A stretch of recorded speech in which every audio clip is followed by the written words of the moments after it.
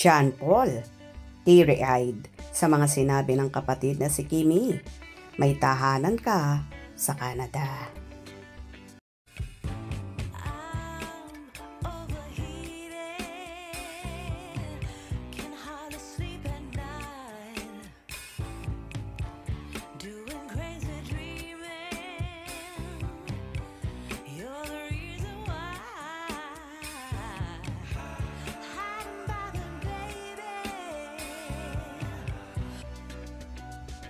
Kahit hanggang ngayon ay hindi naman nagsasalita o ina-address ni Kim Chiu ang intriga o hidwaan nila ng ate niyang sila Cam. May ibang sadyang hatid naman ang pagpiplex niya sa kapatid na lalaking si John Paul Chiu. Ang alam namin si Kim ang nagpaaral sa kapatid niya na isa ng piloto. Nagkaroon sila ng chance na magkita nang magpunta ng Canada si Kim recently for ASAP Vancouver. Sabi ni Kim, kung makatawa tayo na parabang walang sakit. Life always has its surprises, but one thing I always be grateful for is having you as my little brother. Even if our time together was short, we always passed. Thank you, John, for everything. I've said it many times, but I'll say it again.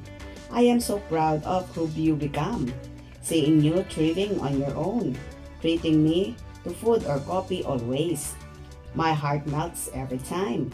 No words, just thank you, most especially now. Love you always. Nang mabasa ito ng kapatid ni Kim, ay teary-eye daw ito at lagi lang daw tandaan ng actress na may tahanan ito sa kanila sa Canada.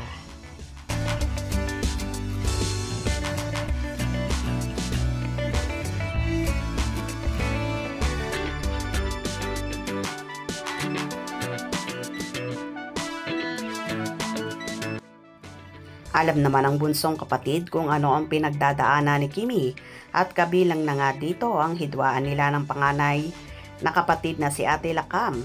Laking pasasalamat naman ni JP sa kanyang ate Kim na natupad niya ang pangarap na maging isang piloto dahil sa pagsasakripisyo ng dalaga para sa buong pamilya. Nalulungkot man si John Paul sa mga nangyayari sa kanilang pamilya pero bakas palad niyang tinatanggap sa bahay niya sa Canada si ate Kim niya sakaling gustuhin niya itong manirahan sa naturang bansa. Alam din ni John Paul na very strong woman ang kanyang ate Kim at alam niyang malalampasan niya lahat ng pagsubok na kinakaharap sa buhay. So grateful naman si Kimi na sa kabila ng pinagdaraanan niya ay nandyan sa likod niya ang bunsong kapatid at syempre lalong higit na rin sa nobyong si Paolo Avellino. Tama ba ako mga kakim Pauladya? Hope you enjoyed. Please subscribe for more info.